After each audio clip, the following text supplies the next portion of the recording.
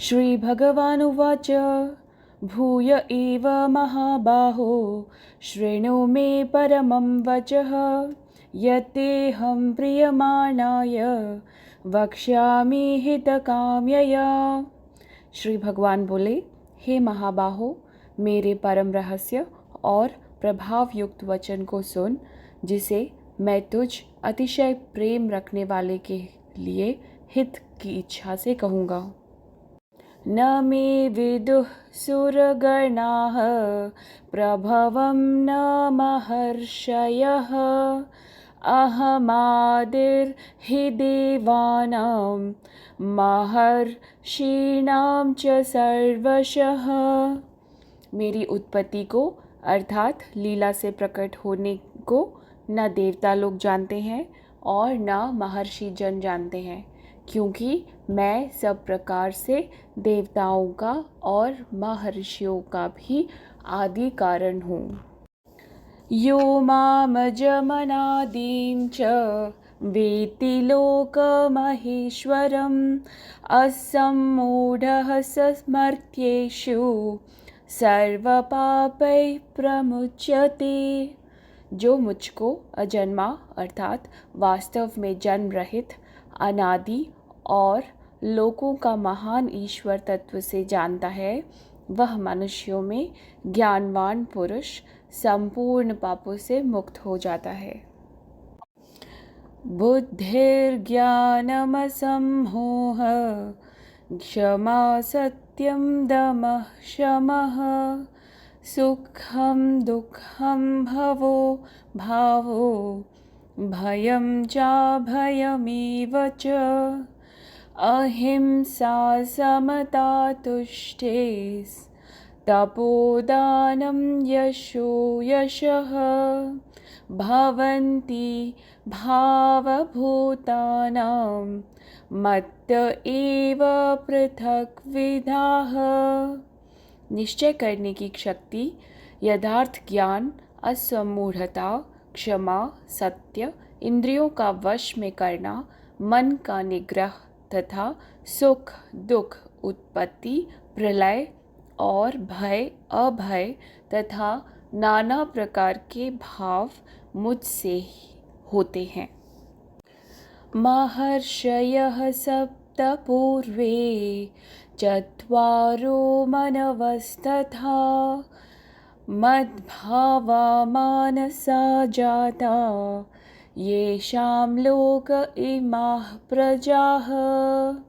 7 महर्षि जन, 4 उनसे भी पूर्व में होने वाले सनकादि तथा स्वयंभुव आदि 14 मनु, ये मुझ में भाव वाले सबके सब मेरे संकल्प से उत्पन्न हुए हैं, जिनकी संसार में यह संपूर्ण प्रजा है।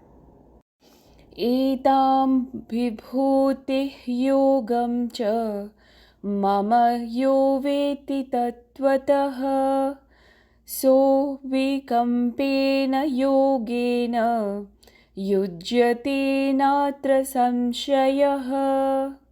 जो पुरुष मेरी इस परम ऐश्वर्य रूप विभूति को और योग शक्ति को तत्व से जानता है, वह निश्चल भक्ति योग से युक्त हो जाता है, इसमें कुछ भी संशय नहीं है। भगवान श्री कृष्ण ने अर्जुन को अलग अलग मार्ग बता दिए हैं, ज्ञान मार्ग, कर्मयोग का मार्ग, पर अर्जुन अभी भी कहीं ना कहीं द्वेष में घिरा हुआ है।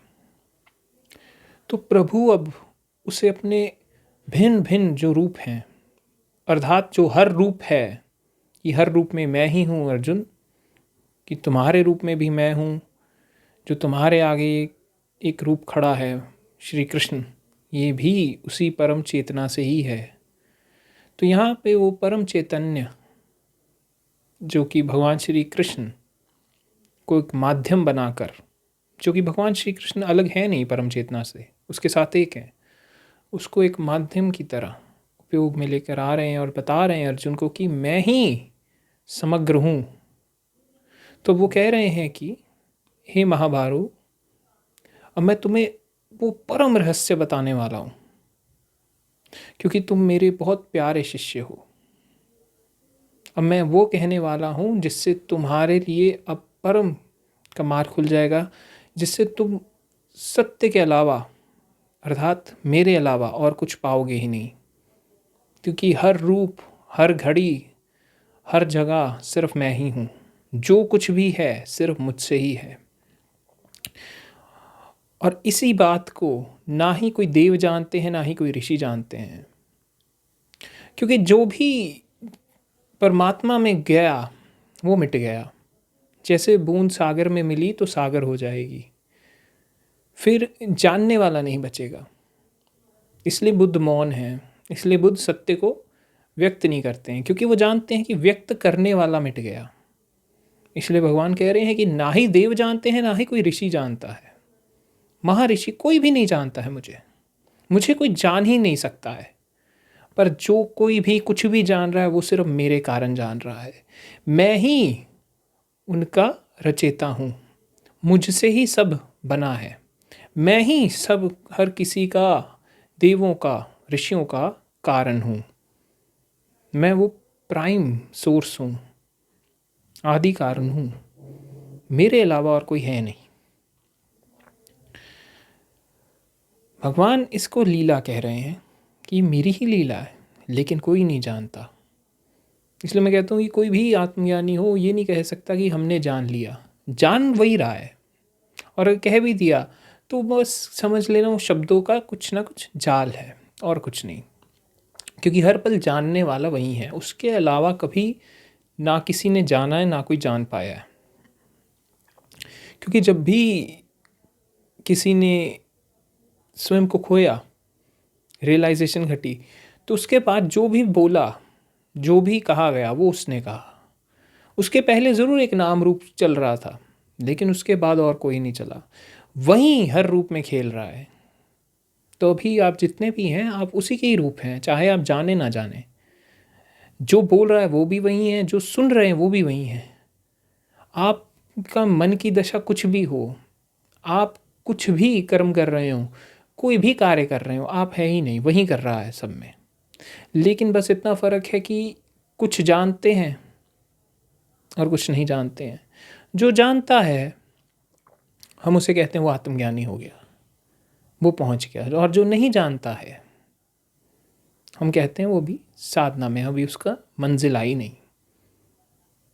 भगवान कहते हैं जो मुझे जान लेता है, मेरे अजन्मा रूप को जान लेता है, मेरे शाश्वत स्वरूप को जान लेता है, वो फिर अज्ञान में नहीं फंसता, वो मुक्त हो जाता है।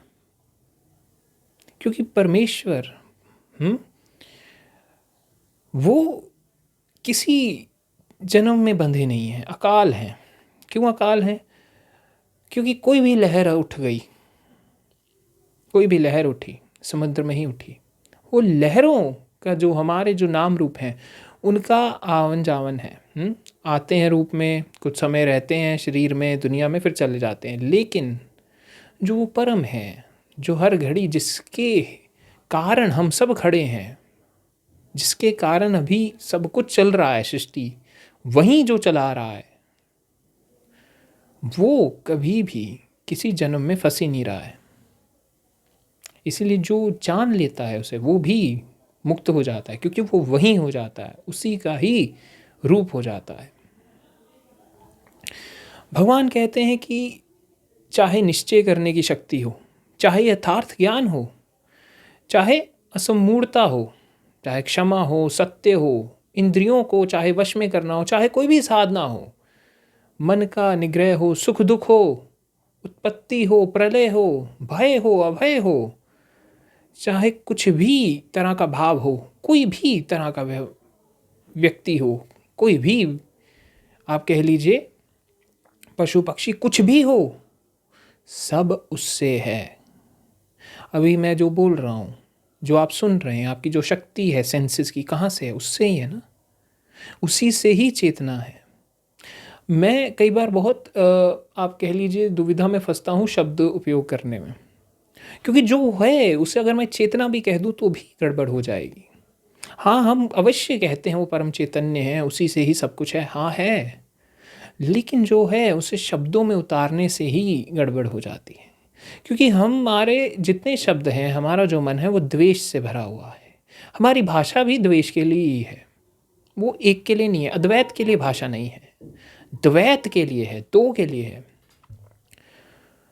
तो बहुत ही ज़रूरी है कि आप समझें कि आपका कोई भी भाव हो, क्रोध हो, कुछ भी हो, प्रेम हो, भय हो, हर पल कौन जानने वाला है, वहीं आप उस पर ध्यान दीजिए। इसलिए मैं कई बार व्यक्तियों को कहता हूँ कि आप दृष्टा रूप में देखें अपने सारे भावों को। एक ढंग है वो जहाँ पे दृष्टा सब देख रहा है, सब कुछ देख रहा है, सोच नहीं रहा है वो दृष्टा, वो मात्र देख रहा है।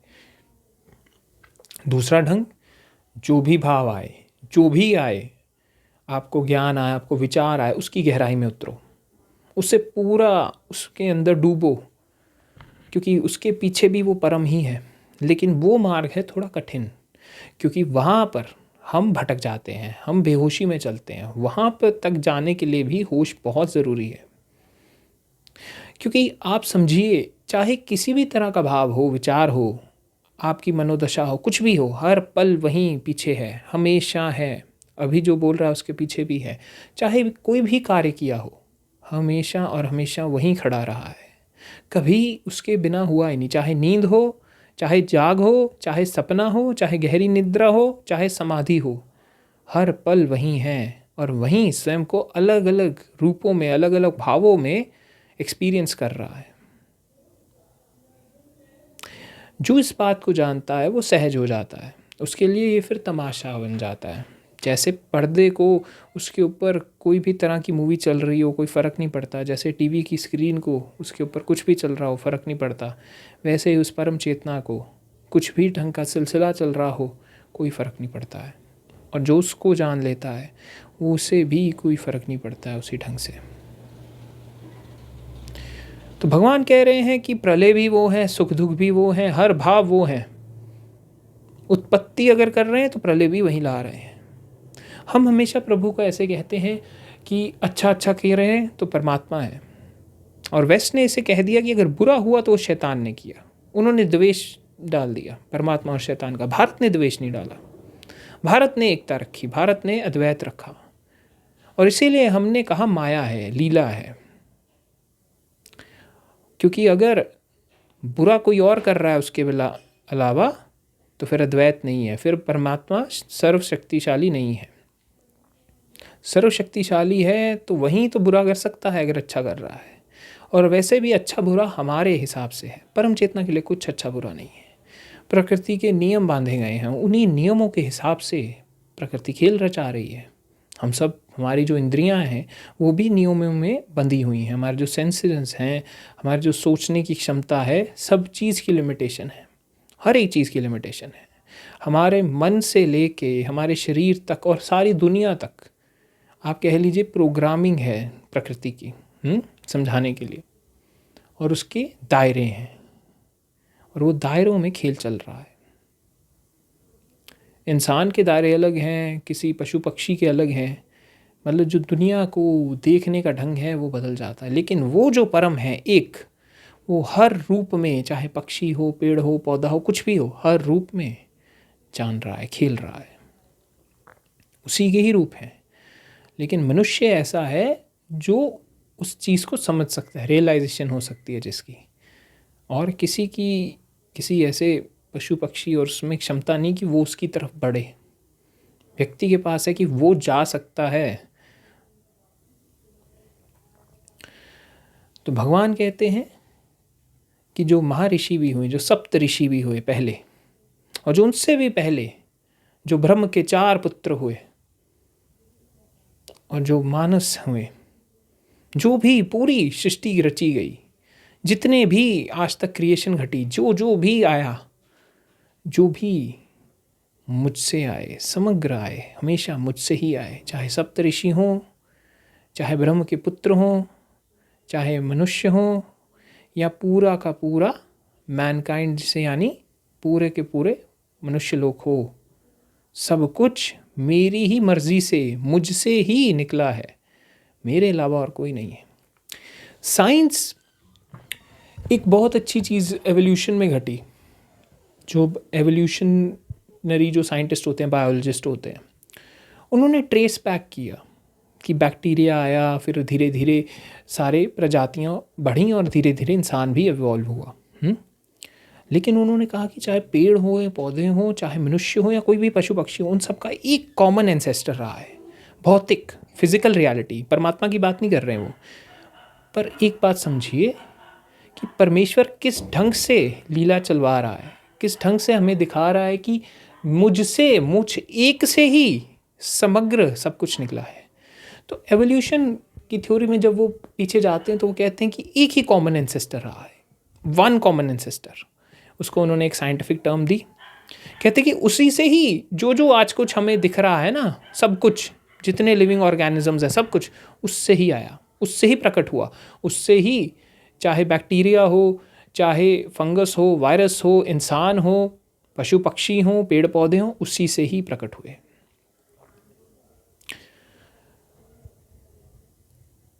परमात्मा हमें सृष्टि में अपने रूप दिखा रहा है, हर रूप दिखा रहा है। और ये जो पूरा अध्याय है ये अर्जुन को यही समझाने के लिए है कि मेरे ही सारे रूप हैं। लेकिन प्रभु यहाँ बहुत ही, आप कह लीजिए, ब्रीफ में समझाएंगे उसे, जितना वो ग्रहण कर सके। क्योंकि समग्र को ग्रहण करने की क्षमता किसी में नहीं। समग्र को ग्रहण करने का अर्थ है कि आप वहीं हो गए हैं। इनफाइनाइट को फाइनाइट चीज़ ग्रहण नहीं कर सकती। हम सब जब तक नाम रूप के खेल में हम फाइनाइट हैं, सीमित हैं, और परमात्मा असीमित है। असीमित को अगर ग्रहण करना है तो खुद भी असीमित ही होना पड़ेगा, और कोई हल नहीं है। लेकिन ये दायरे, हमारे मानसिक दायरे, शारीरिक दायरे तो चलिए वो तो है ही, लेकिन मानसिक दायरे भी हमारी बनावट है। परमात्मा समझा रहे हैं, भगवान श्री कृष्ण की, चाहे सप्तऋषि हों, चाहे ब्रह्म के पुत्र हों, या कोई भी मनुष्य हो, सब मेरी ही इच्छा से, मुझसे ही निकले हैं और कहीं से नहीं। ये सब जो समग्र सृष्टि है, और ये जितने भी आप कह लीजिए सारे संसार है, और जितने भी इसके पशु पक्षी हैं, और जितने और क्रिएचर्स हैं, सब मुझसे ही आए हैं और कहीं से नहीं। भगवान कहते हैं जो मुझे जान लेता है, जो मेरे परमेश्वर स्वरूप को जान लेता है, वो मेरे साथ एक हो जाता है। जो मेरे परम तत्व को जान लेता है कि मूल तत्व क्या है। साइंस कहती है कि फंडामेंटल जो है ना एलिमेंट, जो फंडामेंटल कोर कंपाउंड, वो है एटम, और उससे फिर आगे सब एटॉमिक पार्टिकल और गॉड पार्टिकल, आगे आगे ये डिवीजन चलती रहती है। फिर ये आते क्वांटम मैकेनिक्स में कि उसके भी नीचे हैं। लेकिन ये मूल तत्व को नहीं जान पा रहे। मूल तत्व क्या है?